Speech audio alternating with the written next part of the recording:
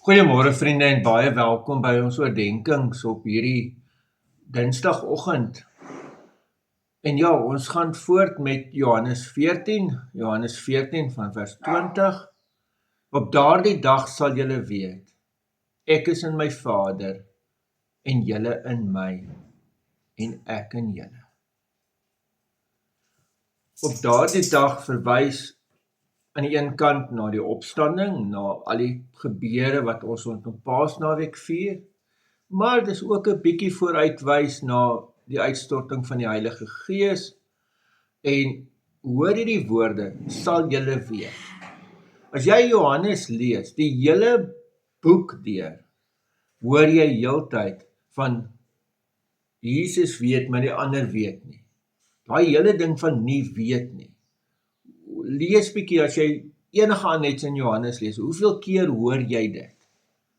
En nou kom dit, maar julle sal weet.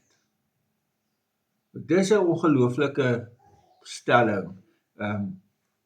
En dan hierdie ek is in my Vader en julle in my en ek in julle. Dis hierdie absolute ding. Kyk hoeveel keer kry jy ook hierdie woorde in Johannes, en in my. Julle moet in my bly. Ek is in die Vader is in my. Dit gaan oor hierdie absolute noue verbondenheid. Soos Christus aan die Vader verbonde is, en hulle absoluut een is, soos ek en jy in die Here Jesus verbonde. So ongelooflik hierdie noue verhouding, noue band wat waar is.